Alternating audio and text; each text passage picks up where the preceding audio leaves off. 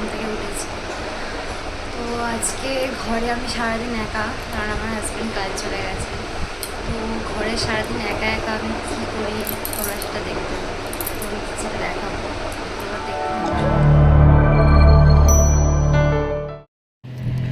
তো তারপরে আমি ঘুম থেকে উঠে ব্রাশ করে নিই, ব্রাশ ট্রাশ করে আমি জল খেয়ে নিই। অনেকটা জল খাওয়ার পরে আমি যেহেতু চা খাই না সকালবেলা, যেহেতু আমার জন্ডিস হয়েছিল, তারপর থেকে ডক্টর আমার চা খেতে বারণ করেছে, তাই আমি হরলিক্স খেয়ে নিই। হরলিক্স খাওয়ার পর আমি সংসারের টুকিটাকি কাজ, মানে এখানে তো সেরকম কোনো কাজ থাকে না, আমাকে এখানে কোনো কাজ করতে হয় না। সকালবেলা উঠে শুধু রান্নাটুকুনি করে দিতে হয়। 6টা 7টার মধ্যে রান্না করে নিই। আর আগের দিন রাতে বাসন টাসন ধোয়া থাকে, তো রান্না করার পর টুকিটাকি যেটুকুনি বাসন থাকে ধুই। তো টাইলসটা পুঁছে, গ্যাসটা পুঁছে টুকিটাকি বাসন ধুয়ে নিলাম, কারণ এখানে কোনো কাজ নেই। ছোট ঘরে একা থাকি, সারাটা দিন একা থাকি। রাত্রেবেলায় বর আসে, বর তো সারাদিন ঘরে থাকে না, কাজে যায়। তো তার জন্য কোনো কাজ সেরকম করতে হবে না। বাসন ধোয়া, নিজে খাওয়া দাওয়া করা ঠিকমতো টাইমে, ব্যাস এইটুকুনি। আর কোনো কাজ থাকে না ঘরের, ওই ঝাঁটপালা দেওয়া, খুচখাচ বিছানা টিছানা গোছানো, ব্যাস এইটুকুনি।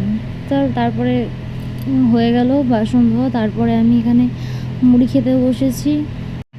মুড়ি খাওয়া হয়ে গেলে 12টা 1টার মধ্যে চান টান করে খাওয়া দাওয়া করে আবার শুয়ে থাকো। এখানে খালি আমার একটাই কাজ, সারাদিন ঘুমাও, ফোন ঘাঁটো, ব্যাস। তো আমি সারাদিন এটাই করি, সারাদিন ফোন ঘাঁটি, ঘুমাই, মানে কুম্ভকর্ণ টাইপের হয়ে যায় এখানে থাকলে আমি।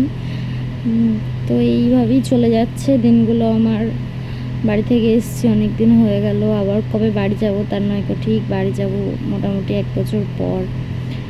তো বাড়ির সবাইকে খুব মিস করছি, কেননা বাড়িতে অতগুলো মানুষের সঙ্গে থাকি, অনেক রকম কাজকর্মর সঙ্গে ব্যস্ত থাকি, মন ভালো থাকে। এখানে মন খারাপও থাকে, কিছু করার নেই। তো তারপরে জামা কাপড়গুলো কাচা হয়ে গেছে। আর ওয়েদারটা দেখেছো বাইরে, খুব সুন্দর ওয়েদার।